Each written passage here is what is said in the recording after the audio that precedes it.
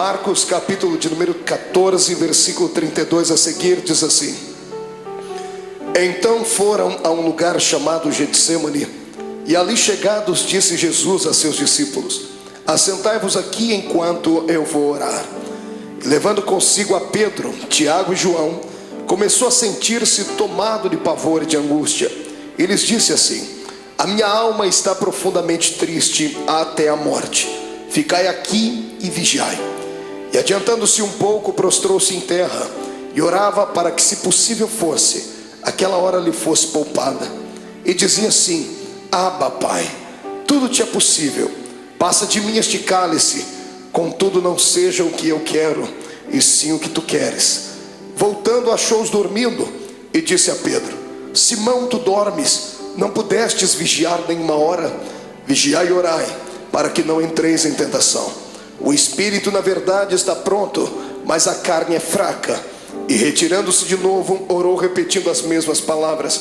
E voltando, achou-os outra vez dormindo, porque os seus olhos estavam pesados e não sabiam o que lhe responder. E veio pela terceira vez e disse-lhes: Ainda dormis e repousais? Basta, chegou a hora. O Filho do Homem está sendo entregue nas mãos dos pecadores. Levantai-vos, vamos, eis que o traidor se aproxima. Feche a sua Bíblia, coloque no banco, coloque na cadeira. Pegue na mão da pessoa mais bonita do seu lado. Atravesse a faixa de Gaza. Pegue na mão dele, isso, pegue na mão dela. Aperte com carinho até ele falar aleluia. Pentecostal que não faz barulho está com defeito de fabricação, não é? Vamos orar. Senhor Jesus, eu te exalto, eu te glorifico. Te exalto porque o Senhor é rei. Te glorifico porque o Senhor me deu a honra de ministrar aos seus súditos nessa noite. Te exalto, ó Deus, porque eu sei em quem tenho crido. E te glorifico porque sei que o Senhor já está atento às nossas orações esta noite. Eu não tenho sombra de dúvidas do seu mover neste lugar hoje. E eu quero agora lhe fazer dois pedidos que costumeiramente faço.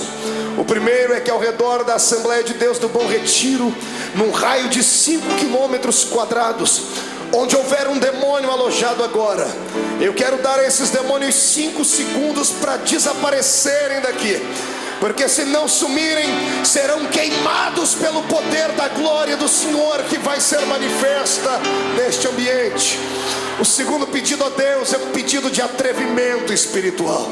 Se ainda tem um crédito no céu contigo como pregoeiro da sua palavra, abre a porta do seu palácio sobre nós agora e manda do céu para a terra uma comitiva angelical. Eu quero pelo menos 8 serafins aqui nesta igreja. A palavra serafim significa aquele que arde em fogo. Portanto, Senhor, eu quero 8 anjos de fogo aqui neste templo agora. Quero 2 aqui nesta tribuna, uma à minha esquerda, outra à minha direita. Quero 2 na entrada deste santuário e 4 seres esparramando brasas de fogo na nave da igreja. E onde houver um crente batizado com o Espírito Santo, renova ele, meu Senhor.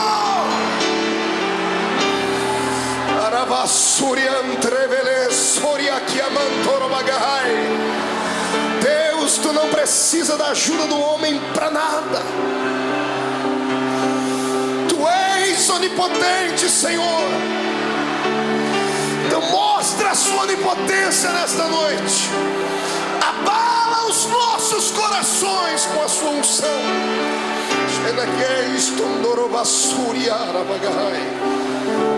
Muito obrigado, Jesus. Fica conosco aqui. Amém e amém. Erga o dedo indicador para o céu comigo, o dedo de profeta. Aponte o dedo no nariz do seu irmão. Diga para ele: escute aqui.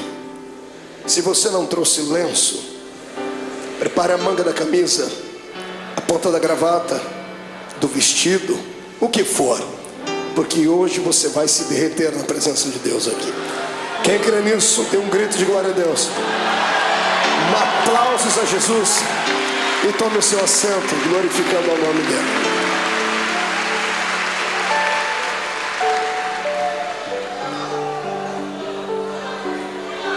Aleluia. Oh glória. Terá la suria anderei chorogava.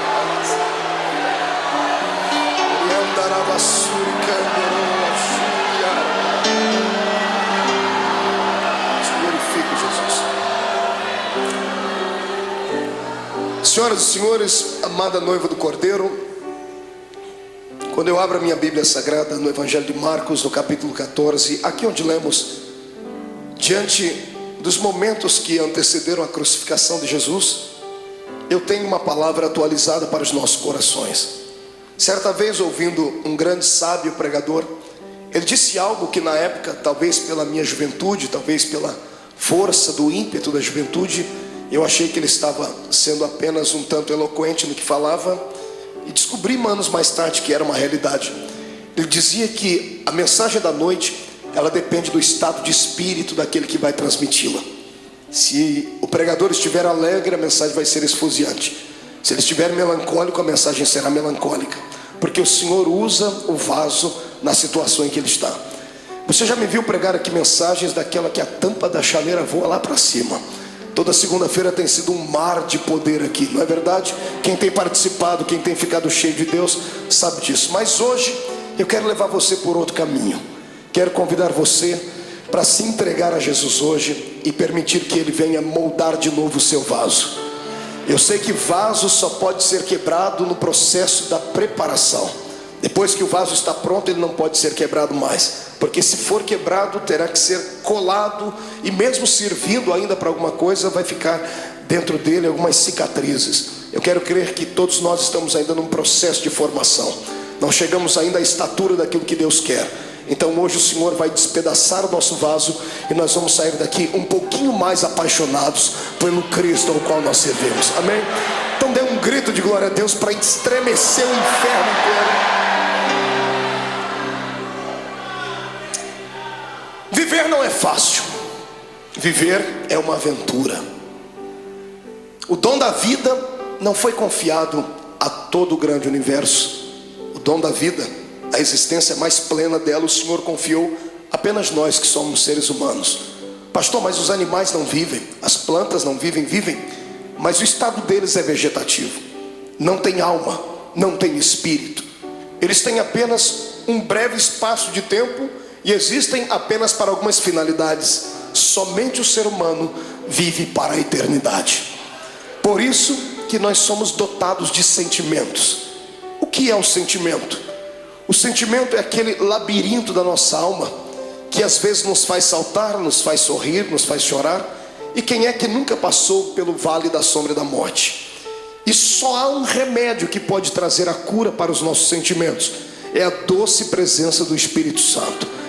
Porque a doença da alma, a dor dos sentimentos, da frustração, da depressão e da angústia, ela está localizada onde o médico não consegue localizar, bem na divisão da alma com o espírito. E só a palavra de Deus e a presença do Espírito Santo vão até este lugar. E é isso que Jesus vai fazer conosco aqui hoje. Ele vai transformar esta igreja hoje não num quartel-general, mas num grande hospital. E Ele, junto com a sua equipe médica, que é composto pela Santa Trindade e os seus anjos, vão trazer o milagre para a nossa alma. Eu profetizo em nome de Jesus que o choro que durou uma noite toda terá que cessar, porque a alegria chegará e a sua alma será inundada com a presença do Senhor Jesus. Olhe para o irmão do Senhor e diga para ele: é só um momento de dor. Diga: vai passar. Quem acredita nisso, dê mais um grito de glória a Deus aí.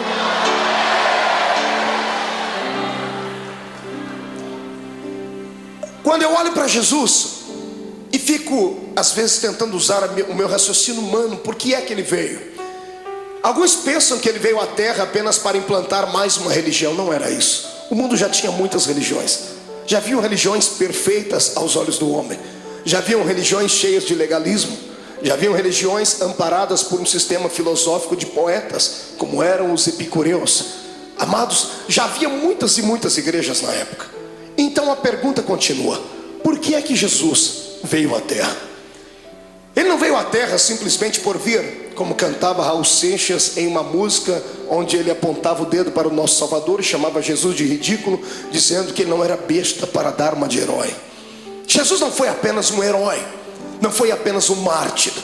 Ele não saiu do céu apenas para fabular e confabular uma história. Jesus deixou as regiões celestiais motivado por um sentimento nobre e perfeito. Ele foi motivado pelo amor. Ninguém entende mais de amor do que Deus. Por Por isso a Bíblia diz que o amor de Deus foi pleno, porque Ele amou o mundo de tal maneira que deu o seu Filho unigênito, para que todo aquele que nele crê não pereça, mas tenha a vida eterna. Tentando indagar a Deus, fiz isso algumas vezes, perguntando então por que é que Jesus veio à terra, porque o Senhor não poderia usar outras pessoas para que isto acontecesse. O Senhor me disse: você não leu a Bíblia direito, porque desde o Gênesis eu tenho levantado homens para serem exemplos, mas todos eles têm fracassado. Os homens tentaram, sacerdotes tentaram, reis tentaram, profetas tentaram, mas não conseguiram vocacionar o coração do homem para servir a Deus. Era necessário um sacrifício de um animal anualmente, para que o perdão do pecado viesse sobre os seres humanos e eles não fossem condenados e não descessem à morte e estivessem aprisionados por Satanás. Desde o Gênesis até o começo do Novo Testamento, nós temos uma série de dimensões históricas onde Deus tentou confabular com o homem a sua história, ensinar a eles um pouquinho da sua graça, e os homens não pareciam entender. Foi então que Deus teve uma atitude divina. Só alguém que é divino faria isso. A minha Bíblia diz na boca de Paulo que ele, mesmo sendo Deus, não teve por usurpação ser igual a Deus. Antes aniquilou a sua forma divina e desceu na terra e se fez carne. Aqui começa o mistério da minha vida e da sua. Aqui começa uma das explicações para as grandes perguntas da vida, das crises existenciais, que nem Freud conseguiu explicar. Por que é que estamos aqui? Todos nós fazemos parte de um plano majestoso e maior, de um plano que não nasceu na mente de homens, nasceu na mente do Todo-Poderoso Deus. No meio do caminho houve percalços, houve bloqueios, e Deus então, para reconstruir a sua história, o seu plano original, Ele teve que sair do céu e vir ser um entre nós. A minha maior alegria como homem nesta terra, como pregador do Evangelho, não é ter viajado por mais de 40 países do mundo. A minha maior alegria não é passar pelas ruas das cidades e ver um crente me reconhecer, ou saber que Jesus me deu um ministério abençoado. Não, a minha maior alegria se consiste nisso, em saber que eu tenho alguém lá em cima no céu, que para poder entender as minhas fraquezas e falhas, teve que sair de lá e vir experimentar um pouquinho desta vida triste e pequenina dos mortais. Amados, para que eu e você não fôssemos destruídos, destituídos, amassados e jogados dentro de um buraco, Jesus teve que sair lá de cima para tentar compreender a nossa falibilidade. Eu falo isso com propriedade, porque o Deus que está acima do céu nunca pecou, nunca sentiu dor, nunca foi desprezado a ponto de sentir náuseas e vontade de morrer enquanto estava lá em cima no céu. Eu penso que o próprio Deus falava com o Filho e com o Espírito Santo lá em cima, dizendo: por que será que esta raça humana não conseguem ser aquilo que eu quero que eles sejam? Se você pegar o Velho Testamento e ver o pensamento de Deus, se você torcer as páginas do Velho Testamento, vão sangrar, porque o Senhor havia ditado a sua lei. O homem que não pudesse caminhar junto com ele era logo destituído. O homem que não pudesse ser santo era logo morto. Veja o Deus do Velho Testamento trabalhando, abrindo a terra, engolindo homens. Por que é que Deus trazia morte e o terror sobre o seu povo? Pensava ele que aqueles que permanecessem vivos, olhando aqueles que foram punidos, se converteriam, seriam mais santos, seriam mais produtivos. E Deus via que, pelo contrário, aquilo parece que trazia, ao invés de temor, trazia ira no coração dos seres humanos. E alguns, por pura rebeldia, tratavam logo de desmerecer a Deus e de serem inimigos dele. O Deus do Velho Testamento tentou, ele fez de tudo que estava na sua mão para fazer, e até o ponto dele chegar no céu, sentado no trono, e dar um grito sobre aquilo que Isaías escreveu no seu livro, gritando bem alto: e agora? A quem eu enviarei? E agora quem há de ir por nós? Porque na terra não tinha ninguém justo o suficiente. Os homens não aceitaram o Deus Jeová, aquele que quando vinha em cima de uma nuvem, fazia tremer os montes, fazia os seus relâmpagos engrandecer o coração dos homens, e os homens não aceitaram. Então o Senhor está no céu, tentando encontrar uma nova maneira de atuar, e a maneira foi aquela mais talvez não pensada, mas que chegou a chocar o próprio Deus. O seu Filho, sentado à sua direita, se levanta e diz: Pai, está chegando a hora então de nós tomarmos uma atitude divina. Está na hora de fazermos algo transcendental. Está na hora de eu deixar o meu trono e virar homem de carne e ser um como eles são, para eu poder entender o que eles passam, para eu poder saber o que é que leva esses seres humanos a chorar, a sentir dores. Por que é que eles têm tanta facilidade em se curvar diante dos problemas? Por que é que eles ficam deprimidos? E é isso que Jesus faz. A transferência do céu para a terra não foi apenas um ato da legalidade divina, foi um ato imortal de Deus. Deus se fez carne para vir aqui entender a minha vida e a sua vida. O que eu acho mais lindo é que Ele entendeu. Ele passou pelos mesmos vales que nós passamos, Ele passou pelas mesmas sombras que nós passamos, e o mais importante, Ele venceu. Ele deu para nós um exemplo dizendo: é possível passar pelo vale e se levantar lá na frente. É possível andar de cabeça baixa, mas daqui a pouco erguer a sua cabeça, porque o ser humano é imagem e semelhança de Deus. Eu não prego nessa noite para um público comum de derrotados. Eu prego para homens e mulheres de carne e osso, mas que tem uma essência divina dentro deles. Eu olho para fora e vejo a embalagem, mas o conteúdo desses que me ouvem é um conteúdo transcendental. O Deus eterno que criou o universo pela força do seu poder e pelo poder da sua palavra o sustenta, habita dentro desse homem e desta mulher que está aí do seu lado. Quem acredita nisso, ergue a mão para cima e glorifique a Deus.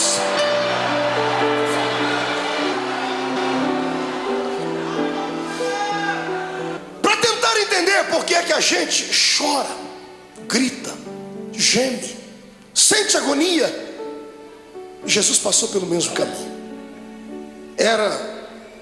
Estava chegando os últimos dias dele na terra. Ele sempre foi um homem de oração. Eu amo Jesus por causa dos seus ensinamentos, aqueles que ele dava com a sua boca e aqueles que ele exemplificava. Sempre que ele queria exemplificar alguma coisa, ele usava os seus apetrechos divinos. Todas as vezes que ele operava um grande milagre, ele se escondia no meio do mato para orar. Diferente dos seres humanos do século 21. Toda vez que temos uma vitória, a primeira coisa que fazemos é ir para um restaurante comer uma boa picanha. Fazemos festa, não é verdade? Fazemos uma viagem, empreendemos uma ida até a beira da praia. Jesus sabia do perigo de se ter uma vitória. Toda vez que você tem uma vitória, o seu arqui-inimigo fica furioso muito mais do que antes, e ele vai preparar uma luta pior ali na frente. E se você não se preparar e não estiver com o seu espírito pronto, você pode sucumbir ali na frente. É por isso que todas as vezes que ele tinha uma vitória, ele se separava e ia para o monte orar. Nesse dia, foi um dia diferente. Jesus acordou melancólico, entristecido, porque ele não era apenas Deus, ele também era homem. Era homem sujeito às fraquezas. Quando ele se destituiu da essência da glória, ele se revestiu da nossa humanidade. E ele tinha um problema que eu e você não temos. Mesmo sendo homem, ele tinha o poder de ver o futuro, porque ele era homem, mas também era Deus. Ele tinha a sua natureza humana, mas também tinha a sua natureza divina. A sua natureza humana dava a ele condições de sentir sede, ao ponto de pedir para uma mulher: me dá água porque eu tenho sede. Mas a sua natureza divina logo se impunha, e ele mesmo dizia à mulher: mas se tu soubesses quem fala contigo, você pediria água para mim, e eu te daria uma água que você beberia e nunca mais tornaria a ter sede. Na sua natureza humana, ele se cansou um dia na polpa do barco, dormiu e relaxou, ao ponto de Satanás se levantar e quase afundar o barco. Ele estava cansado, por isso dormiu. Mas quando se revestia da natureza divina, ele olhava para o mais miserável pecador e gritava no ouvido e no coração dele, dizendo assim: vinde a mim, vós, os que estáis cansados e oprimidos, porque eu vos aliviarei. Nessa manhã, o lado humano dele estava tranquilo, porque não enxergava o futuro. Mas o lado divino pregava peças nele, porque ele enxergava além daquilo que os olhos humanos viam. Mesmo sendo homem, ele continuava sendo Deus, e ele tinha percepção de algumas coisas do futuro. E dessa manhã, quando ele acordou, ele sabia o que ia acontecer. Sabendo o que ia acontecer, ele não sorri, ele não conta uma história comum, porque ele era um homem como nós somos. Ele convida os seus discípulos nesse dia. Todas as vezes que ele ia para o monte orar, ele levava só 3. Era Pedro, Tiago e João. Nesse dia ele olhou para todo mundo e disse: gente, vamos orar comigo. Eu imagino os discípulos olhando uns para os outros, dizendo assim: o quê? Jesus está pedindo oração para a gente. Ele está pedindo para a gente acompanhar Ele até o monte para orar. E Ele foi. Quando Ele chegou naquele monte, dobrou o joelho. Todos eles dobraram o joelho junto com Ele e começaram a orar, ou começaram a rezar, eu não sei. Repetiram as palavras que Ele havia ensinado. Ninguém conhecia Deus a fundo. A religião deles antes de Cristo, era uma religião canalizada em rituais humanos, em dogmas falíveis. Talvez eles não sabiam conversar com Deus na intimidade com a qual Jesus falava. Por isso Jesus nos ensinou a oração do Pai Nosso. Mas Ele pediu para que eles orassem com Ele, porque Ele estava abatido naquele dia. E tendo orado, eu penso que, não sei se você passa por isso, mas eu passo. Quando eu estou muito angustiado, quando eu estou muito atribulado, eu preciso gritar. Eu preciso desestressar. Eu subo um monte que tem na minha terra e tem uma árvorezinha lá. Eu já falei dessa árvore para todo mundo, tem isso gravado em fitas. A árvore sofre comigo quando eu estou passando pelo vale, porque eu encho ela de tapa. Eu desestresso orando e dou uns tapas. Não que a árvore tenha nada a ver com o meu problema, mas é assim que eu me desestresso. Eu imagino Jesus nesse dia angustiado, atormentado, Ele olhando para os seus discípulos, Ele querendo orar, Ele querendo falar tudo que estava dentro dele. Mas de repente Ele olhava por cima dos ombros, Ele via Tiago, Pedro, João, Ele via André, Ele via os outros, Ele viu quão pequeninos eles eram. Eram apenas discípulos, não haviam atingido a estatura de mestre. O discípulo tem muita facilidade de se escandalizar, tem muita facilidade de ficar pequenino diante de situações difíceis. E eu imagino Jesus dizendo para si mesmo: se eu falar o que eu preciso, eles vão desanimar. Eu tenho que demonstrar fortaleza para eles. E Jesus não aguentando mais, Ele precisava orar. Ele levanta a cabeça, levanta da oração, deixa todo mundo orando. Ele pega 3 entre os 11 que foram, porque Judas não foi com ele esse dia. Judas ficou, tinha só 11 com ele. Ele levanta e chama os 3 mais chegados dele. Ele bate o nome de Pedro, Tiago e João, disse: meninos, vamos orar comigo. E para eles Ele conta o que está acontecendo. A minha alma está angustiada. Você consegue ouvir isso da boca do seu Deus? Ou você acha que isso é um privilégio só seu? De sentir dores, de chegar em dias dentro da sua casa que dá vontade de morrer, dá vontade de entrar dentro do quarto e fazer uma besteira? Ou você acha que porque você é crente, você está bem guardado e você tem anticorpos espirituais suficientes para te proteger de toda a avalanche do mundo? Não, você é um ser humano. A diferença entre o ímpio e o justo não é vista somente nessa terra, será vista na outra. Mas a minha Bíblia diz que da mesma sorte que sofre o ímpio, sofre o justo. A diferença não é em sofrer, a diferença é em como sofrer. O ímpio sofre desesperado, dá um tiro na sua orelha, fuma droga, injeta, bebe muito, até cair no chão, porque assim ele alivia a sua dor. Nós que somos crentes não fazemos isso. Mas quando temos os nossos problemas, nós entramos dentro do quarto e tomamos um chazinho da raiz de Jessé, e o Espírito Santo vem acalentar. É só assim que a gente passa pelo vale. Eu estou te mostrando o seu Deus em agonia. É bonito falar do Jesus andando em cima das águas, é lindo falar sobre Ele multiplicando os pães, é poderoso falar sobre Ele se transcendendo no Monte Tabor diante dos seus discípulos e falando com Moisés e Elias. É lindo ver o nosso Senhor abrir os olhos dos cegos e dizer ao morto de 4 dias: sai para fora. Mas eu quero ver se há beleza em ver o seu Deus dizendo assim: eu estou sentindo pavor, eu estou angustiado, eu preciso de amigos íntimos. Jesus está aqui dando um exemplo para nós. Quando passarmos pelo vale, precisamos ter alguém do nosso lado, precisamos de amigos. O que vale na nossa fé cristã é isso, que nós temos pessoas que nunca vimos antes, mas depois de 5 minutos de conversar já chamamos ela de irmão. Eu sei que tem muitos aqui que são colegas, mas existem alguns amigos, poucos, mas são. Quando você passar pelo vale da sua alma, não passe sozinho, não faça besteira. Peça para Jesus preparar alguém para que você possa desabafar, contar os seus problemas. Peça para Ele colocar uma pessoa certa, não um traíra, não uma pessoa que vai abusar depois do seu problema e lhe chantagear. Peça para Ele preparar alguém que tenha o mesmo espírito que você tenha e que te ame não pelo que você é, não pelo que você tem, mas por aquilo que Deus te fez. Jesus pega os seus melhores amigos Ele sobe com eles um pouquinho e diz assim: eu estou angustiado. E eles estão orando, e Jesus começa a orar, e ele começa a tremer, porque os olhos dele visualizavam aquilo que os olhos naturais não viam. De repente ele levanta e deixa os 13 e diz assim: gente, ora por mim, porque eu vou entrar aqui no meio desse mato agora, e eu vou rasgar minha alma. Eu imagino Pedro, Tiago e João olhando um para a cara do outro, dizendo assim: esse não é o nosso Cristo. Cadê o homem de Fortaleza que pega o chicote, espanca os homens que estão na beira do templo? Ele está melancólico, ele está entristecido, ele está fragilizado. Pedro, Tiago e João enxergam isso nele. E eu imagino eles olhando a figura de Jesus entrando dentro do horto, dentro do jardim, dentro do Getsemane.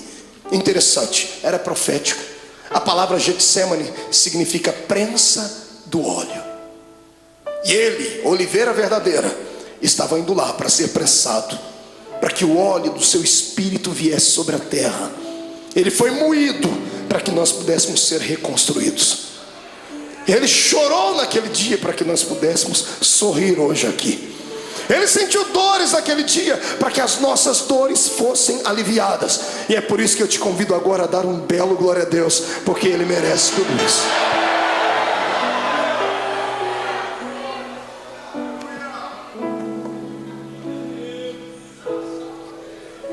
Ele começa a orar.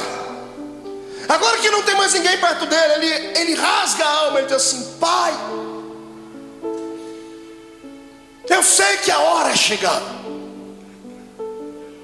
mas o meu lado humano não está aguentando. Então eu vou fazer um pedido ao Senhor: se der, Pai, passa de mim esse cálice. Se der, risque esse momento. Se der, me priva de sentir aquilo que eu já estou vendo que vou ter que sentir. Quando Jesus ora desse jeito, é posto uma vírgula na sua oração. Se levantam dois reinos do lado dele nesse momento: o reino de Deus e o reino de Satanás. Os anjos se calam no céu, o próprio Deus está em silêncio no céu olhando. Os demônios estão fazendo figa, estão torcendo, dizendo assim: se ele não for até o fim, não tem salvação.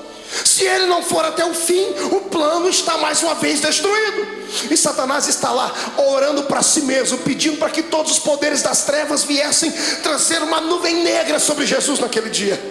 E quando Jesus diz: Pai, se for possível, passa de mim esse momento, esse era o lado humano. O lado divino dele sobrepõe. E ele abre os olhos. E se como homem ele enxergava apenas o jardim naquela noite, se como homem ele enxergava apenas as árvores, o céu que devia estar escuro e o vento soprando, se como homem ele enxergava apenas pedras e relva, como Deus ele enxergou além de tudo aquilo. Ele enxergou além das pedras, além da relva. Ele enxergou além do tempo. Ele enxergou além dos séculos. Ele enxergou além do espaço. E sabe o que ele viu? Você.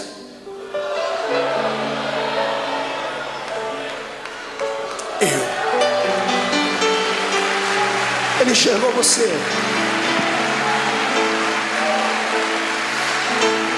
Sabe como ele te enxergou? Não como um super-homem ou uma mulher maravilha, bem trajado dentro da religião, cheio de poderes, de status, não. Ele enxergou você sofrendo no seu quarto. Ele enxergou você chorando pelas ruas de São Paulo, desempregado. Ele enxergou você no momento em que as pessoas mais te atormentaram, que os seus inimigos lhe perseguiram. Ele enxergou a sua alma rasgada e você gritando e sentindo dores. E ele sabia que você não ia conseguir passar pelo jardim do Getsemane. Ele sabia que você ia tentar correr de lá. Então ele entrou no meio e disse assim: Pai, já que eles não vão dar conta de ir, eu vou no lugar deles. Ele se levanta e diz: todavia seja feita a sua vontade.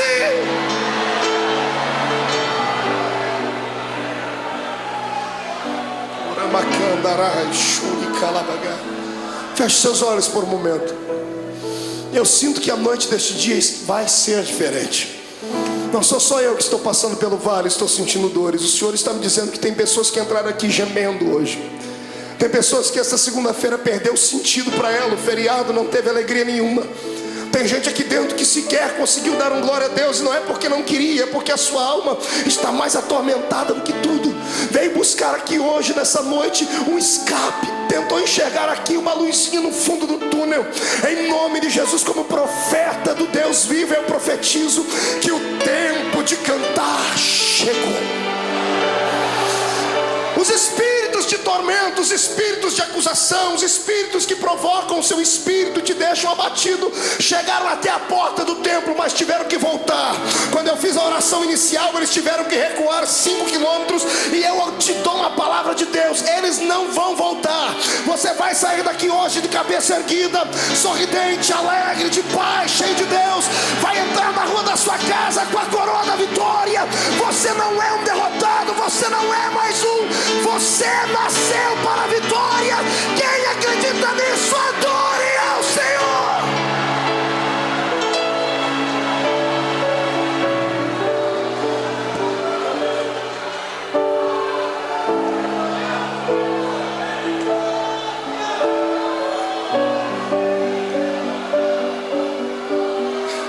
Então eu vou lhe convidar hoje aqui, irmão. Rasga a alma, filho. Chora. Vomita tudo que está dentro da sua alma, põe para fora. Porque você não é um super-homem. Não se autoflagele. Eu sei que você hoje orou como Paulo: Senhor, o que eu quero fazer sempre eu não faço, o que eu não quero eu estou sempre fazendo. Senhor, eu tenho um espinho na carne. É como se o mensageiro do diabo viesse, me esbofeteasse e me jogasse no chão. Eu quero que você ouça aquilo que Paulo ouviu. Deus se levantou do trono e não acusou ele, não apontou o dedo. Deus olhou para Jesus do lado dele, viu a mão furada, viu o sofrimento do filho e disse assim: ô Paulo, fique tranquilo. Como, Senhor? Eu estou angustiado. A minha graça te basta. Senhor, não é o suficiente, então eu vou preencher agora. O meu poder se aperfeiçoa na sua fraqueza. A matemática de Deus é diferente. E eu profetizo que aqueles que entraram fracos aqui dentro hoje, Satanás não vai ter coragem de cruzar o seu caminho por pelo menos um mês. Eu profetizo em nome de Jesus que aqueles que entraram aqui entristecidos, chorosos, estão recebendo hoje o revestimento do Espírito. Vão sair daqui armados até os dentes. Eu digo aos demônios: caiam fora da vida dos servos de Deus, porque o poder do Senhor se manifesta. Mão direita para cima. Faça um carinho nas costas do seu irmão. Diga para ele: a angústia, o pavor, a angústia e a tristeza, a angústia e o abandono são o caminho mais fácil, mais rápido de tocar o coração de Deus.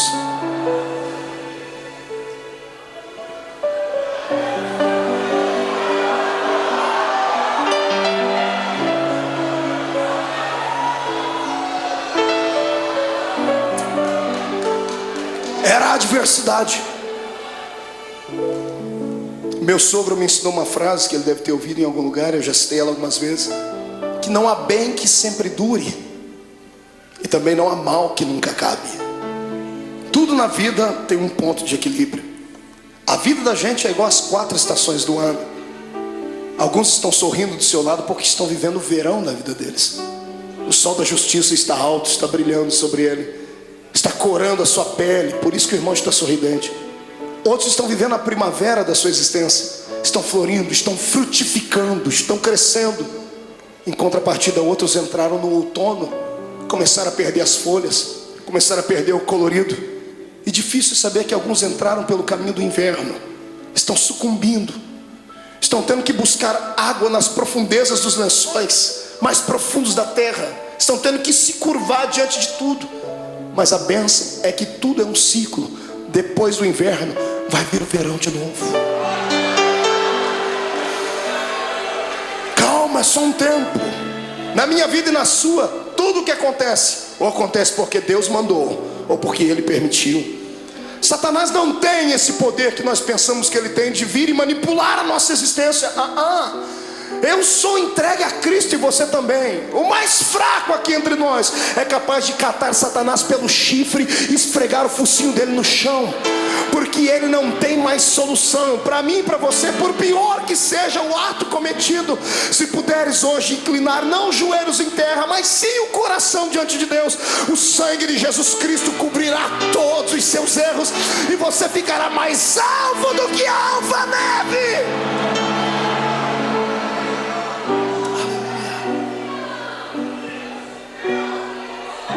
Mas escute, o que é para você passar, ninguém vai passar no seu lugar. E tem épocas na vida que a gente tem que passar sozinhos. Tem vale que não tem amigo íntimo, ninguém. Tem coisas que somos só nós e Deus. E o pior é que nesse exato momento parece que Deus nos esquece. Eu não sei o que é pior, a correção de Deus ou o silêncio dele. O silêncio, quando você grita e lá do céu vem uma resposta assim: psss. Jesus estava se sentindo assim aqui. A alma dele estava contrita.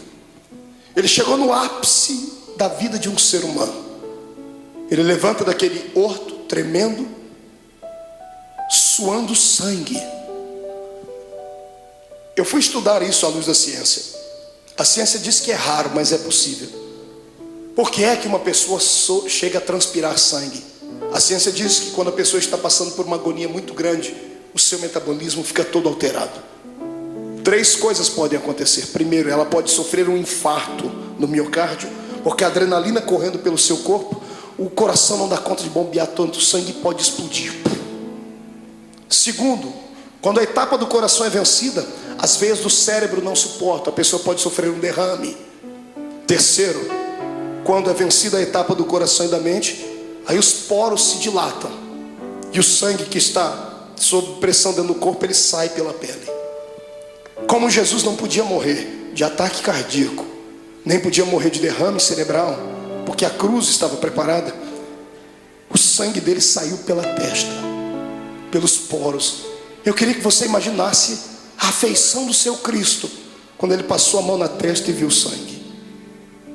O lado humano dele deve ter se contorcido, mas era preciso passar por aquele vale, era preciso ir até o fim.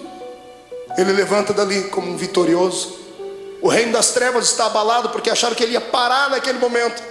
Ele levanta e pega os discípulos dormindo. Que decepção. Mas ele sabia que eles eram fracos. Ele olhou para os discípulos, acordou e disse assim: nem uma hora pudestes velar comigo? E os discípulos já correm e dobram o joelho. Jesus diz: não, agora é tarde. Eis que o Filho do Homem será entregue na mão dos pecadores. Quando ele acaba de fazer isso, eles ouvem passos de uma multidão de homens que vem vindo. Tochas acesas vêm iluminando o caminho deles, liderado por alguns homens da religião judaica. E no meio da multidão Jesus viu um rosto conhecido, o rosto de um dos seus discípulos. Esse discípulo vai e dá um beijo em Jesus. E aqui eu começo a aprender com Jesus coisas lindas, coisas que nós não aprendemos com o ser humano. Quando Judas dá um beijo nele, Jesus era tão amável, ele acreditava tanto no poder que ele tinha de envolver as pessoas, e tinha tanta pena da alma do ser humano, que quando Judas lhe beijou, ele já sabia o motivo. Ele poderia ter expulsado Judas. Imagine você sabendo que uma pessoa que com um beijo ela vai lhe levar à morte. O que você faria? Esmurraria ela? Arrancaria a cabeça dela? O que é que você faria? Pois Jesus olhou para ele depois do beijo e disse assim: amigo. Jesus não era hipócrita, nem falso. Mesmo Judas traindo ele, disse: você ainda é meu amigo. Essa palavra vem de encontro àqueles que durante essa semana traíram Deus. Traíram Deus com seus atos, traíram Deus com as suas palavras, negaram Jesus com seus feitos. Porque eu creio que eu não estou pregando aqui para uma assembleia de homens puros e mulheres purificadas, porque se todos aqui fossem santos à estatura que pensam, não estariam sentados nesse banco, estariam voando com os anjos aqui. Eu sei que estou pregando aqui para gente que passou pelo vale, porque o meu Deus não fala com quem está ausente, Ele fala com quem está presente. Mas Jesus manda dizer que Ele está apaixonado pela sua fé, está apaixonado pela sua coragem. Você caiu, veio aqui se arrastando com a boca no pó, mas crendo no que está escrito, que o justo pode cair até 7 vezes, mas o Deus que ele serve, de todas elas o colocará de pé.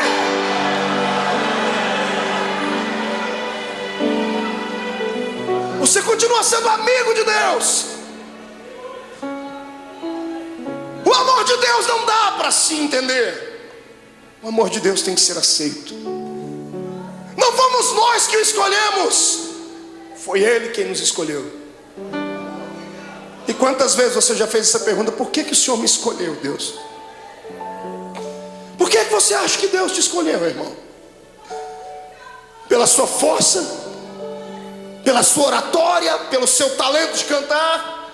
Você acha que Deus olhou para você e disse: não, esse aqui eu vou poder usar, então eu vou investir nele, e o outro que não prestava ele não investiu? Não foi nada disso. Deus olhou para você e alguma coisa em você atraiu Ele. Não foi você que foi buscar Deus em uma igreja, foi Ele que trabalhou no seu coração em casa, usou o testemunho de alguém. Deus queria você, mas a palavra final foi sua: eu vou. Quando você disse vou, o Senhor disse: pronto, eu escolhi, agora Ele veio. Você foi escolhido por Deus. Escute, deixa eu lhe dizer uma palavra, que isso aqui vai quebrar esse demônio que te atormenta, vai acabar com a sua depressão. Escute: nenhum ser humano pode surpreender Deus. Não há nada que você faça, não há nada que você pense, não há nada que você aconteça que você vai deixar fazer Deus ficar assim: nossa, o meu filho me espantou. Porque Deus conhece tudo. Você nunca vai surpreender Deus. É por isso que eu me apoio nessa palavra, para nunca sair dela. Porque o diabo, ele só sabe falar do passado. Ele só sabe acusar você do que você fez, do que você cometeu antes de entrar dentro dessa igreja hoje. Ele só sabe apontar o dedo para você e metralhar você, dizendo assim: ó, você foi isso, fez isso e aquilo. É por isso que eu prefiro ficar com Deus, porque Deus não fala do passado. Todas as vezes que Deus olha para você, sabe o que Ele fala? Do seu futuro. E lá no céu, imagina Ele acotovelando Jesus, está vendo aquela filha lá? Olhe lá na frente e veja o que eu vou fazer com ela. Está vendo aquele homem? Olhe lá na frente e veja o que ele será. Porque Deus não é como caranguejo que anda olhando para trás. O Senhor está na nossa frente. O Senhor está além das suas fraquezas. O poder do Senhor está além da sua humanidade. O poder de Deus está além dos seus complexos. É por isso que eu te convido nessa noite: saia de dentro da prisão que está a sua alma. Deixa o Senhor hoje sacudir as portas desta prisão e arrancá-las para fora. Deixa Deus mostrar para você que mesmo amarrado em um tronco, com os pés amarrados, todo ensanguentado, você ainda tem um cântico nos seus lábios, tem uma arma atômica nos seus lábios. Enquanto você cantar, as muralhas vão cair. Eu convido você hoje a saltar para dentro do território dos vitoriosos. Yes, adora o seu Deus.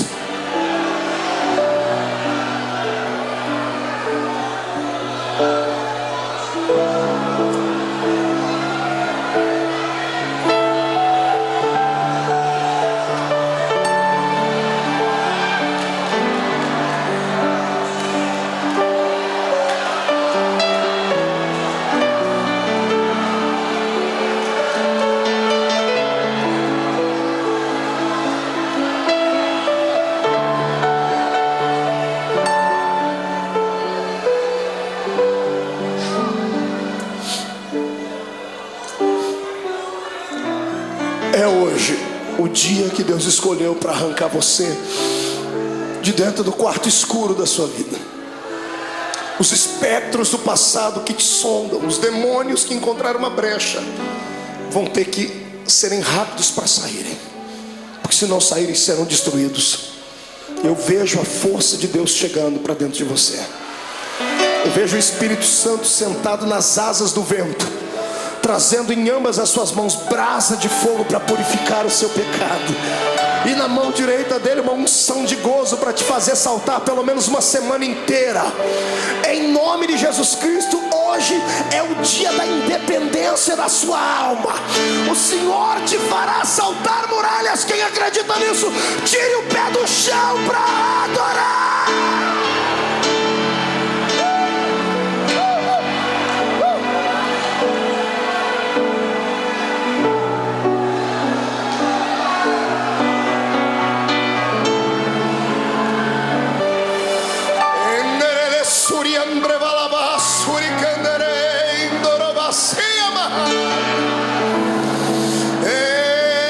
Adore a Deus, cante um hino de vitória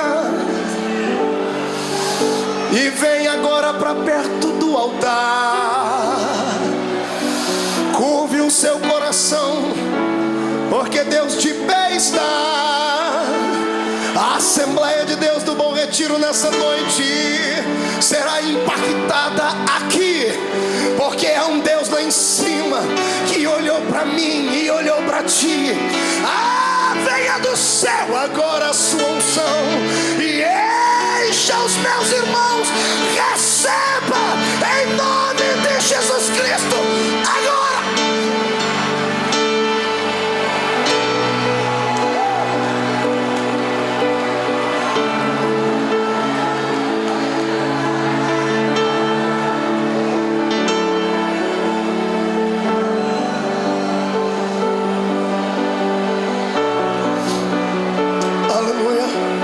Sente um pouquinho. Olhe para cá.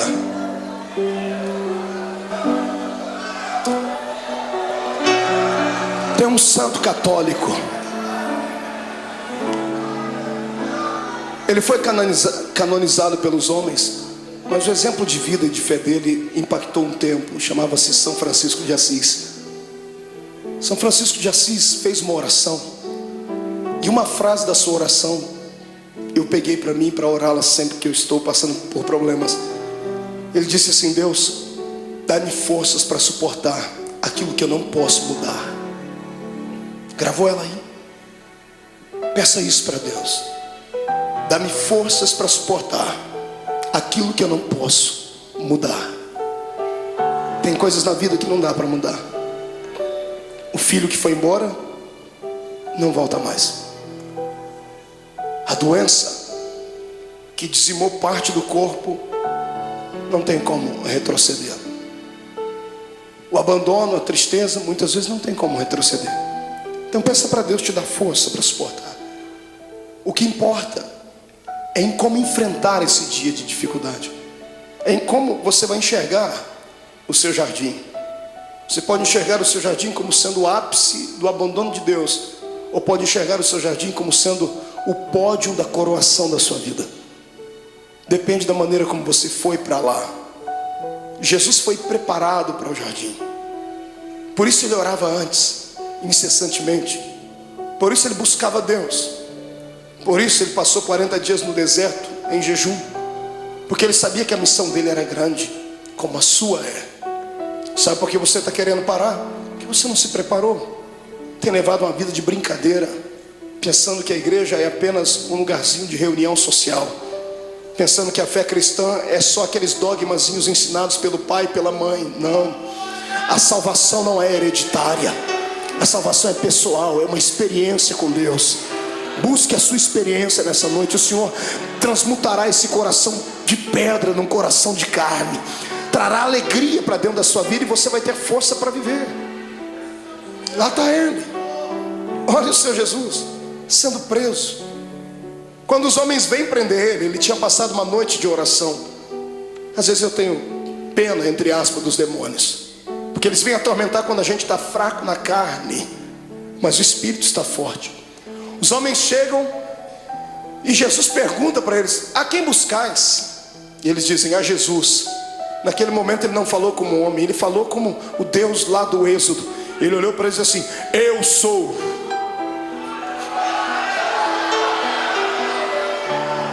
Por um pouco aqueles homens não morreram fulminados, porque quando ele liberou a sua palavra, rema, eu sou, eles caíram no chão. qualquer preso sairia correndo, qualquer pessoa condenada sairia correndo, qualquer covarde sairia correndo. E eu não duvido que os discípulos iam pegar na mão dele: Jesus, aproveita o momento e foge. E ao invés de ele ir para a direção contrária, ele vai e ajuda as pessoas a ficar de pé. Você consegue imaginar Jesus pegando na... Imagina ele falando: I'm sorry, desculpe. Em vez de falar como homem, eu falei como Deus. Foi só um momento, eu estou aqui, pode me prender.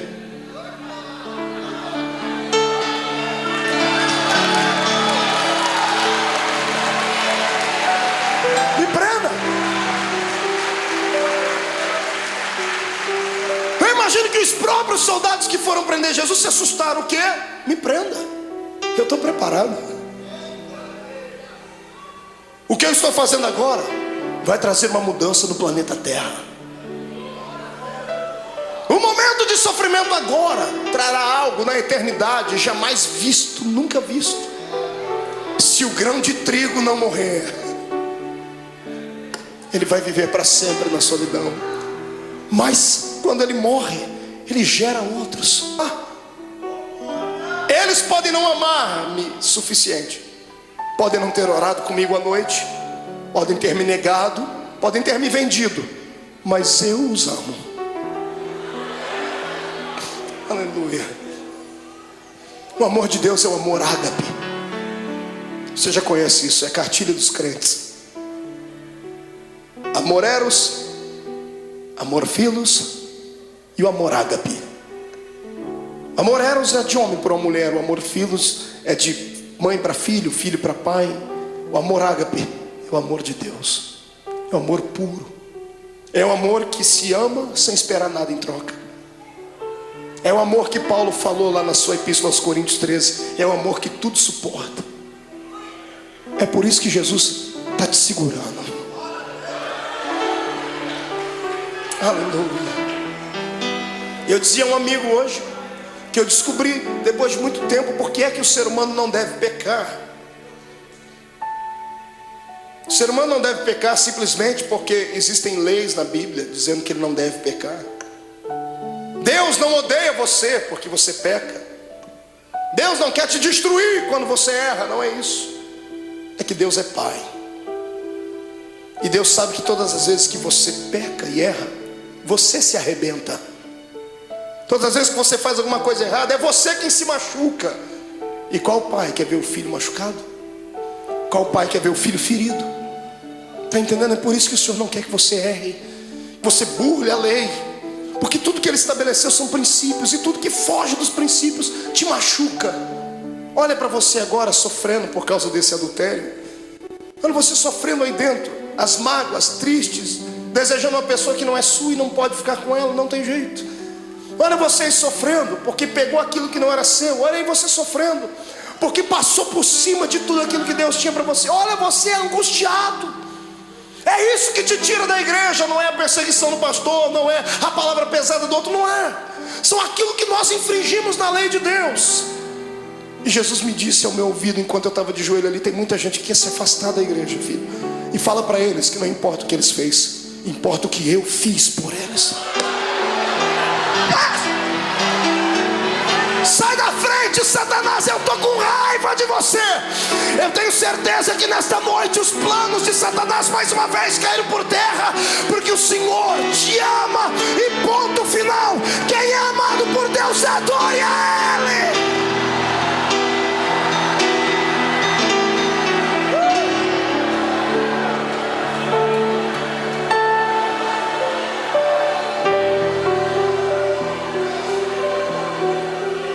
Filhos,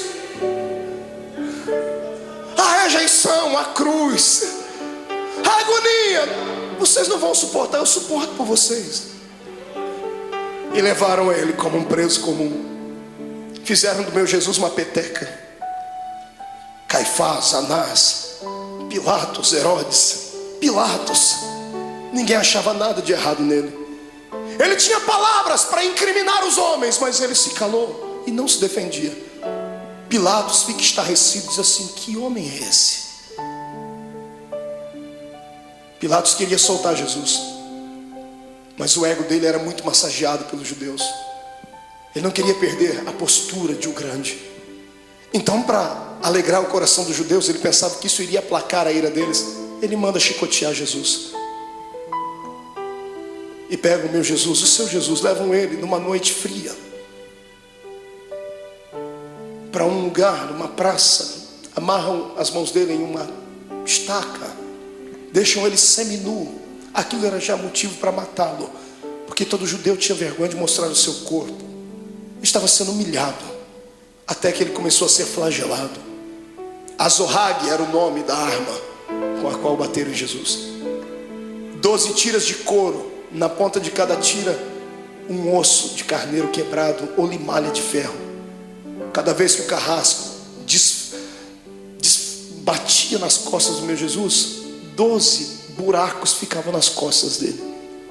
Paulo disse: assim como meu mestre, eu tomei uma quarentena de açoites menos uma. Foram 39 chicotadas daquela, mais de 460 cortes nas costas. O corpo não aguenta. Depois da 10ª chicotada, ele já estava pendurado. Ele poderia ter gritado, ele poderia ter aliviado um pouquinho da dor, porque quando gritamos, por um momento, há um bloqueio no cérebro e a dor passa instantaneamente, por momentos, mas passa. Se ele gritasse, ele teria sentido menos dor, mas ele não gritou. Ele aguentou calado, porque sabia que você não ia aguentar. Sabia que eu não ia aguentar. Eu também, irmão, eu também. Eu também.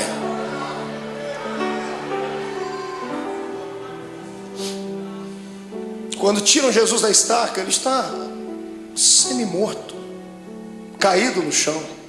Alguém embrulha o corpo dele num pano, pensando fazer o bem, estavam fazendo o mal. Jogam ele dentro de uma cova, dentro de uma cela fria, úmida, fétida.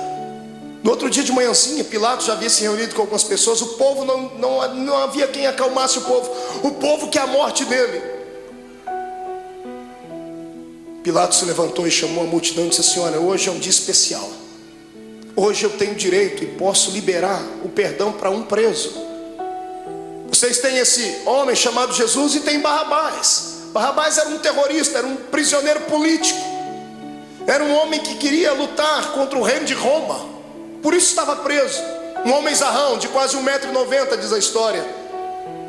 E quando colocaram Barrabás e pegaram o nosso Jesus todo machucado demais, ele não jantou na noite, não tomou café de manhã. Ele estava fragilizado, com o corpo tremendo, perdeu muito sangue na noite. As pessoas olham para os dois e, pagos por dinheiro, gritam: solte Barrabás. Pilatos não entende o que a multidão está falando. Ele vai, lava as suas mãos, diz assim: bom, que caia sobre a cabeça de vocês o sangue desse homem. Os soldados ficaram possessos por demônios. Agarram o meu Jesus e o seu, e o pano que estava coberto sobre o corpo de Jesus havia colado nas feridas que estavam nas costas dele.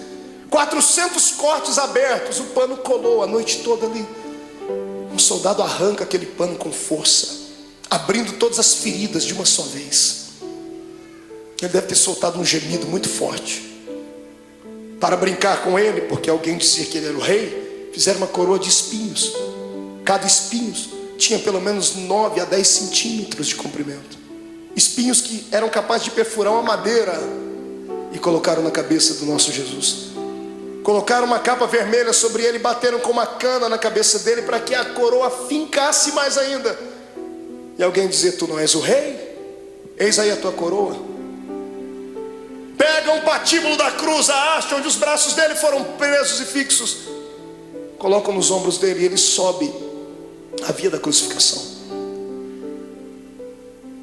A cruz não podia ser posta inteira nos ombros de um preso, porque ela pesava quase 140, 150 quilos. Ninguém daria conta de levar. Era só a parte principal. Jesus está subindo aquela travessia. Aquilo era um show, era um espetáculo que todos aguardavam.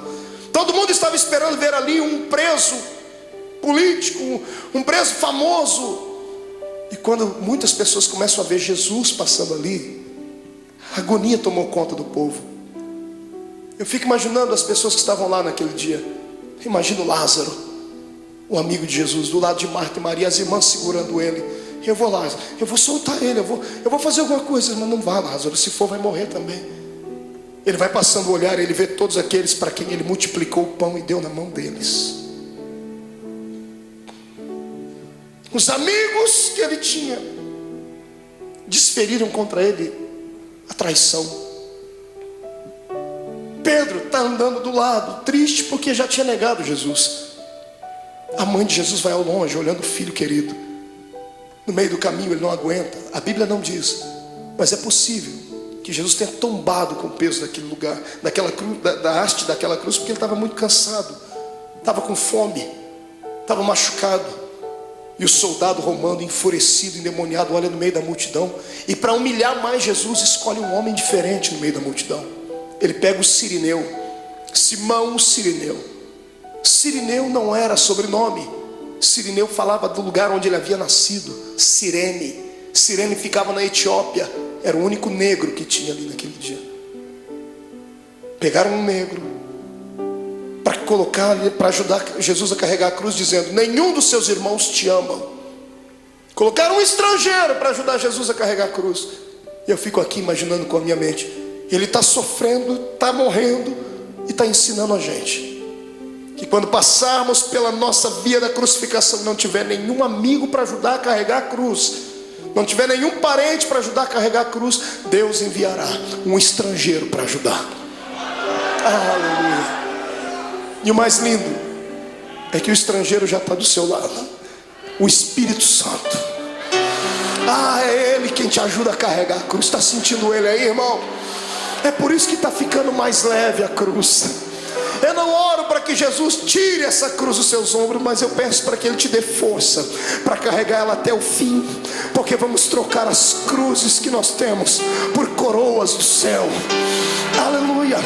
Passe pelo vale dando glórias ao seu Deus.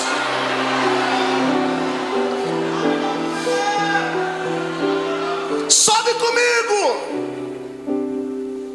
Vem no Gólgota comigo. Ele está subindo, a multidão está indo atrás, os soldados estão gritando.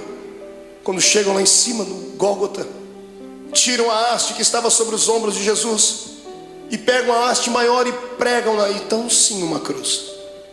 Pegam Jesus e vão crucificá-lo.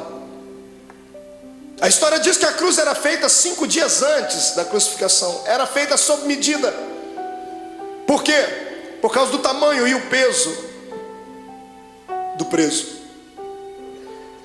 Era feita sob medida porque antes de pregarem o preso já havia um lugar próprio para cravar o prego.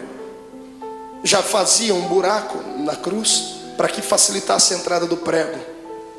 Então quando vão pregar o nosso Jesus, problema, a cruz não era dele, era sua, era minha, era do infeliz, do Barrabás. E os pecados de Barrabás, os meus e os seus, eram muito maiores do que tudo já imaginado. Os pecados da humanidade inteira. Quando pregam a primeira mão, facilitou a entrada do prego. Quando vão pregar a segunda, não dá, porque o braço dele era menor. Então eles esticam Jesus. O salmista disse que esticaram o nosso mestre ao ponto de quase desconjuntar os ossos. Os ossos não podiam ser quebrados, mas desconjuntados. Quando esticam Jesus, ele sente dores inimagináveis. Pregam a mão dele, o suplício maior vem na sequência, porque a mão ainda tem muita carne. Como é que se prega o pé? Não pregaram 2 pés de uma vez porque não tinha prego que suportasse. Pregaram primeiro o primeiro pé. Pregos de 17 centímetros, golpe desferido em cima do osso ou entre as juntas dos pés. Quando o primeiro prego entra e crava o pé do meu Jesus naquela cruz, ele deve ter se contorcido, um desejo de gritar, mas era tudo que Satanás queria ouvir, fraqueza. E ele engolia seco, porque por dentro ele dizia para si mesmo: já vai acabar, não vai demorar muito,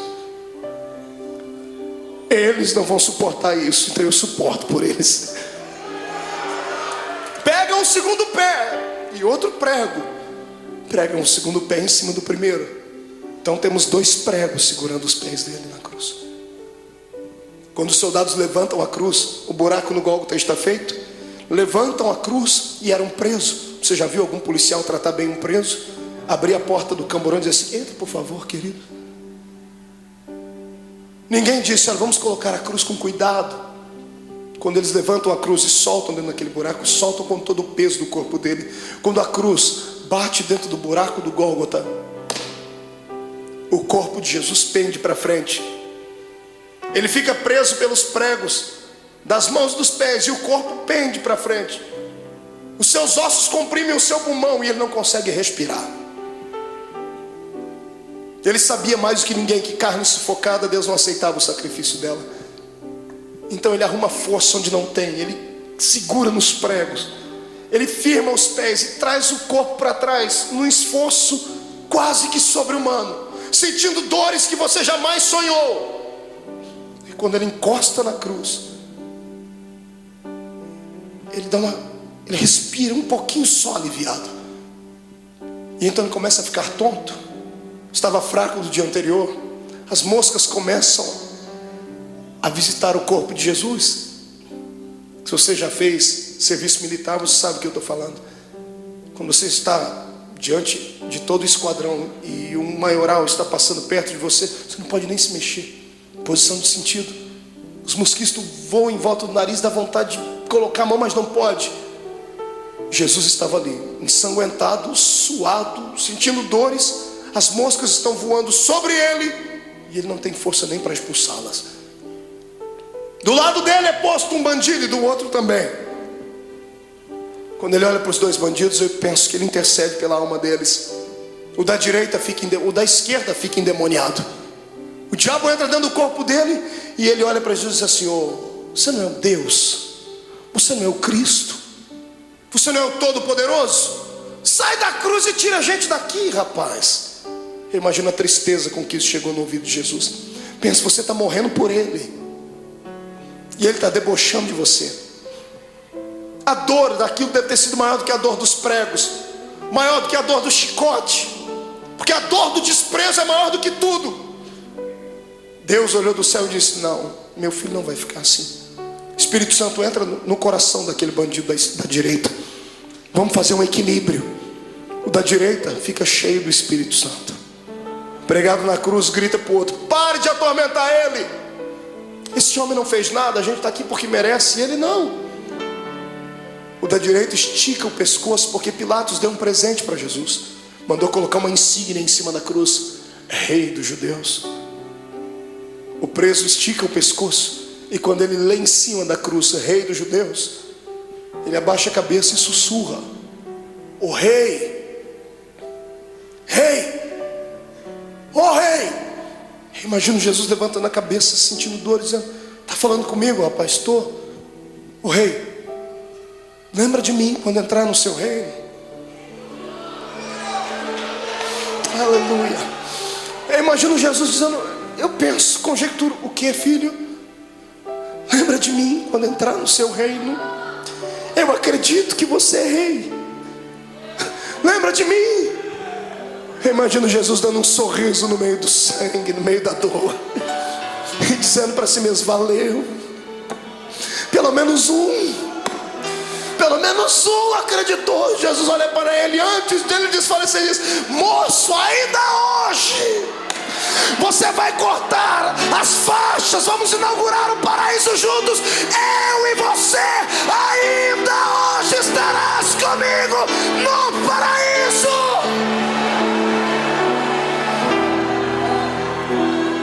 Era bacana.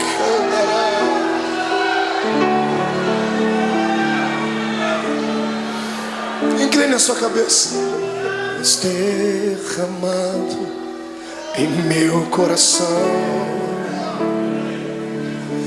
não sei como agradecer-te o que tu tens feito a mim. Eu só posso dar-te agora a minha canção. Quem pode cantar comigo?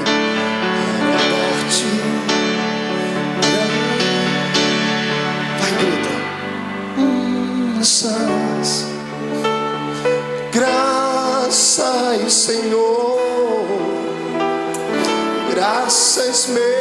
Senhor Jesus.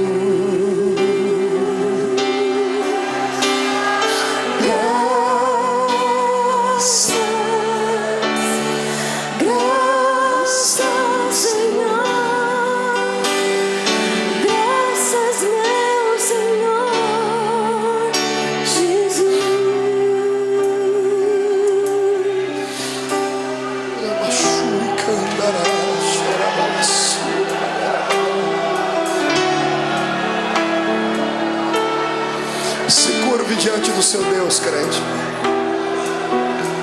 Até você que não gosta de dar glória a Deus não pode ficar em silêncio agora.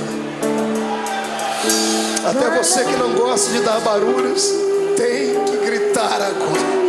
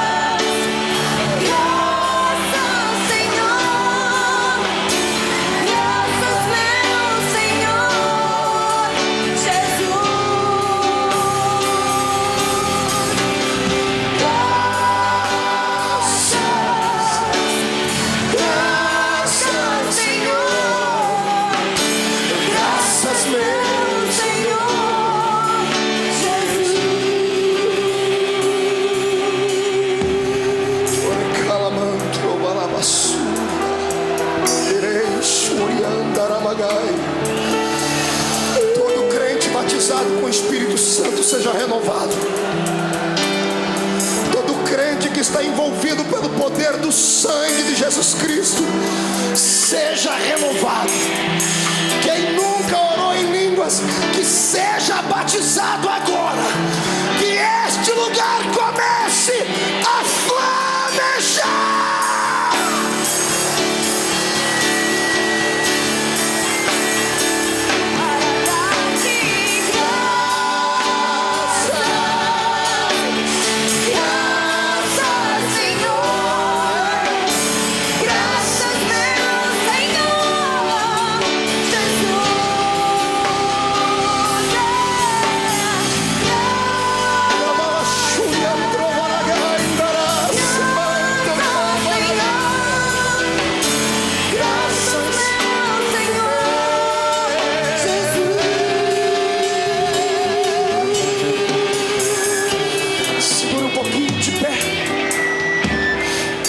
Seu irmão, oh Deus,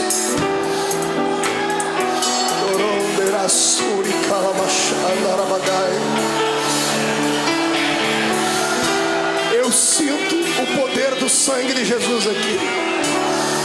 O Senhor está perdoando pecados nessa noite. Aleluia! Sai da frente, Satanás! Estamos em guerra!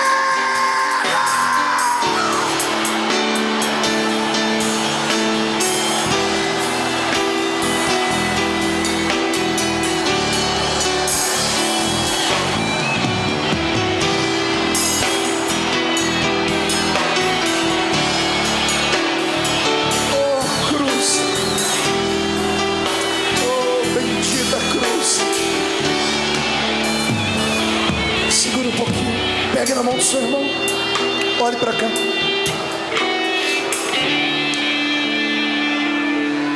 A agonia dele continuava. Chegou uma hora que ele olhou para o céu.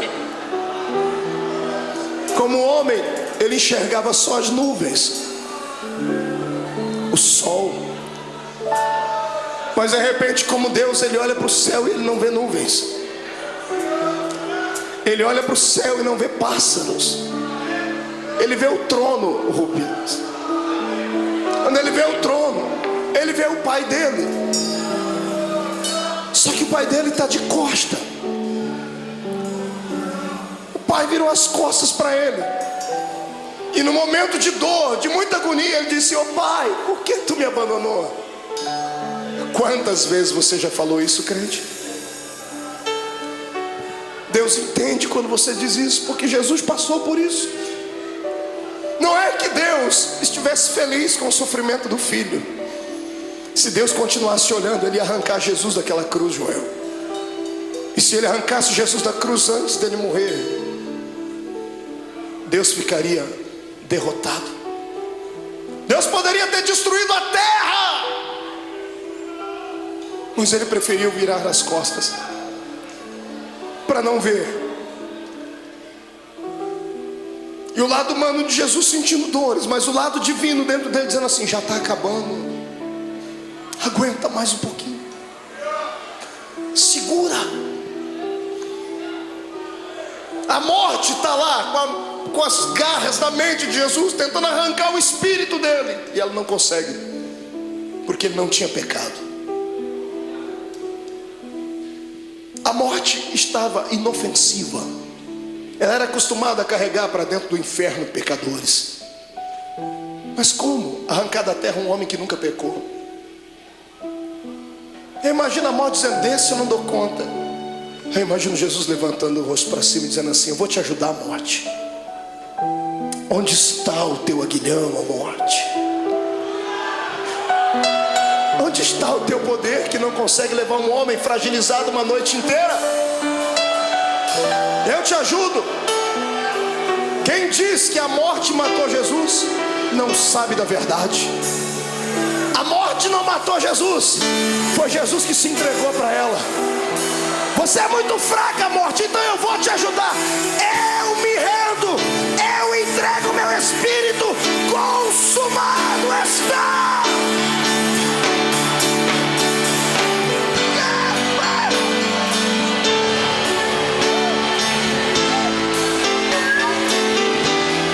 Este é o Cristo que tu serves.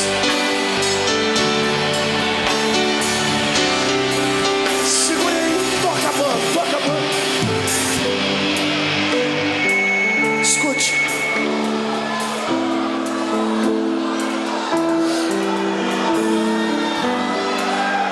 Segure só um pouquinho.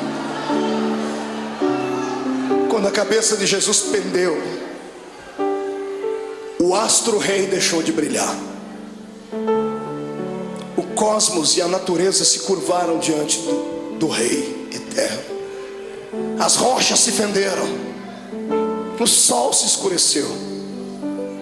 A multidão que gritou crucifica-o começou a bater no peito e dizendo ele era Deus. O centurião que ajudou a fragilizar o corpo dele está embaixo da cruz gaguejando e dizendo: este homem era o Filho de Deus. Maria está embaixo, João está abraçado com ela dizendo: aguenta, mãe, aguenta. Tiram Jesus da cruz. Ele morreu primeiro do que os bandidos. E um dia eu orei a Deus, Deus me revelou por quê. Por que Jesus morreu antes dos bandidos, irmão? Será que Jesus era tão fraco assim? Porque os outros bandidos também foram flagelizados. Por que Jesus morreu primeiro? Eu perguntei a ele um dia, e o que ele me respondeu: é só crente cheio do Espírito Santo para entender. Jesus nunca gostou da morte. E todo morto que cruzou o caminho dele ressuscitou. Todo. Ele chegou a parar velório, cortejo fúnebre. Jesus nunca gostou da morte porque ele era Deus. Ele sabia que o homem não foi feito para morrer. Toda vez que a morte cruzou o caminho dele, ele parou ela. Nesse dia, para não ver os dois morrerem antes, ele falou: eu vou morrer primeiro, porque se eles morrerem, eu vou ter que ressuscitar eles aqui. Perto de mim ninguém fica morto. Aleluia.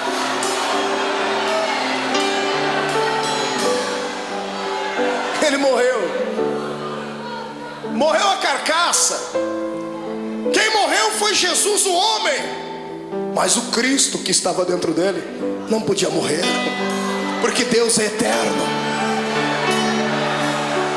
O Espírito do Cristo que estava dentro dele saiu pela boca.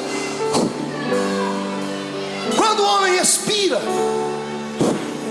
seu espírito sai. Interessante é que ao invés de Jesus sair dali e ir até o céu, a Bíblia diz que ele foi às regiões mais baixas. E ele foi num lugar muito interessante que poucos crentes conhecem, pouca gente prega. A Bíblia diz que ele foi buscar um cativeiro. Já leu sobre isso na Bíblia? Quando Jesus morreu, ele passou 3 dias morto ali, o corpo, porque o espírito dele foi fazer uma pregação interessante. Ele foi a um lugar onde estavam todos os santos que haviam morrido antes dele, porque ninguém ia para o paraíso, iam todo mundo para o seio de Abraão. E Jesus foi lá e se revelou: eu sou. Eu imagino ele, que já estava com a chave da morte e do inferno na mão, indo lá, abrindo as portas das cadeias. Abrindo a porta, lá dentro tem alguém sentado assim: sai para fora, Daniel. Mas Senhor, quem és tu? Eu sou aquele que fecha a boca do leão.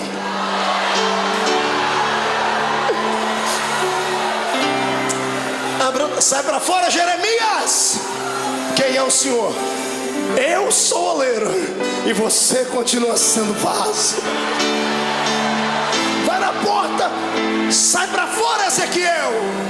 Quem és tu, Senhor? Esqueceu de mim? Eu sou aquele que mediu as águas para que você entrasse nelas. Águas de vida, águas que purificam, sou eu. Jesus vai na cela de um homem chamado Manoá. Quando ele abre a porta: sai para fora, Manoá. Senhor, quem és tu, Manoá? Você perguntou o meu nome quando eu fui anunciar o seu filho. Eu sou o maravilhoso, Manoá. Sou eu. Sai para fora, Davi. Quem és tu, Senhor? Eu sou o bom pastor que dá a vida pelas suas ovelhas. Sai para fora. Sai para fora, Ananias, Misael e Azarias. Senhor, quem és tu? Eu sou o 4º homem da fornalha de fogo. Sai para fora.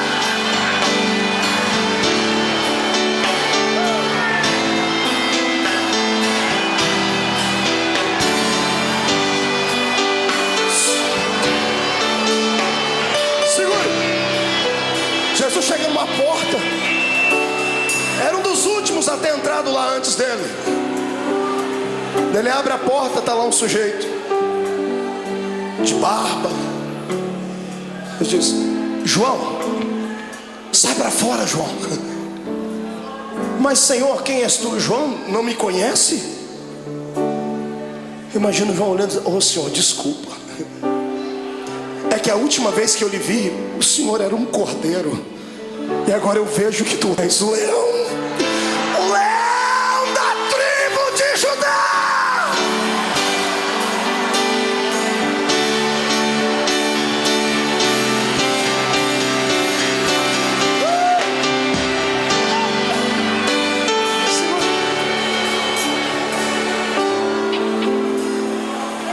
Momentos antes disso acontecer, Jesus fez uma visitinha lá na casa do diabo. Está todo mundo chorando aqui em cima, na terra, e tem um monte de demônio fazendo festa no inferno. A morte e o diabo dançando catira e forró. Os demônios cantando, é festa. Jesus morreu. Quando Jesus morreu, eles esperavam que ia cair uma pedra em cima da cabeça deles. Quando Jesus expirou, eles: ai, mas não aconteceu nada, então vencemos. Passaram a noite toda fazendo festa lá no antro do inferno.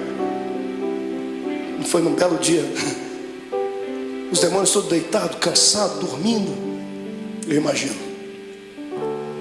a escuridão do inferno começa a receber luz. Ele vem, e não vem andando, vem flutuando dentro daquele lugar.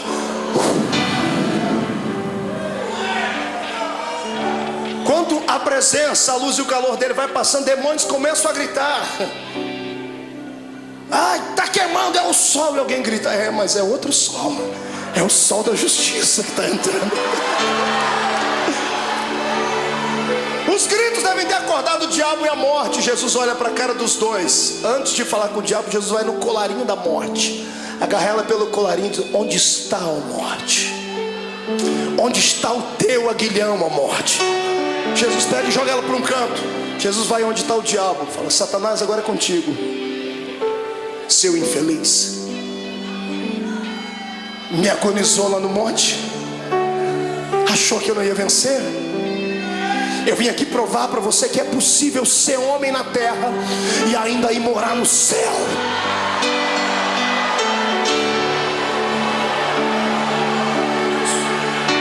Eu imagino o diabo com as duas mãos aqui, ó.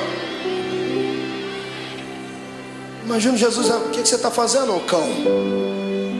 Não, é que aquela historinha lá de Gênesis 3:15, né? A semente da mulher vai esmagar a minha cabeça. Imagina Jesus dizendo: não, fica tranquilo, eu poderia fazer isso agora, mas não vou fazer. Não, o senhor é bonzinho, obrigado. Sou bonzinho? Me dê a chave da morte do inferno aqui. E Jesus vai saindo, eu imagino. E o diabo: mas e a cabeça e o pé, como é que fica? Calma, eu vou dar uma trégua por alguns momentos, porque mesmo eu podendo esmagar a sua cabeça, eu não vou fazer isso agora, porque eu seria egoísta. Eu vou repartir isso com muita gente ainda. Eu imagino Jesus apontando o dedo dele: fica assim por enquanto, mas em breve, o Deus de paz esmagará Satanás embaixo dos nossos pés.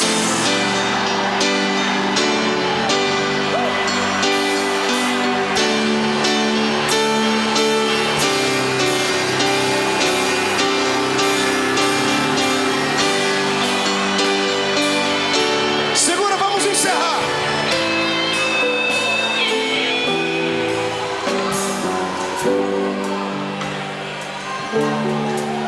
Três dias depois, umas mulheres chorosas chegam na tumba de Jesus, levam perfume para embalsamar o corpo dele. Está todo mundo chorando pelos cantos. Quando elas chegam na tumba de José de Arimateia, que emprestou para Jesus, a pedra gigantesca estava removida. Desesperadas, elas pensam que alguém roubou o corpo de Jesus. Quando elas entram lá dentro, no meio de duas pedras tem dois homens de branco. Os homens estão sorrindo, um sorriso angelical. Um dia nós vamos vê-los. E as mulheres perguntam: onde puseram o nosso mestre? E os homens dão um grito para elas: mulheres, por que procurais entre os mortos aquele que vive? Ele não está mais aqui, ele já ressuscitou.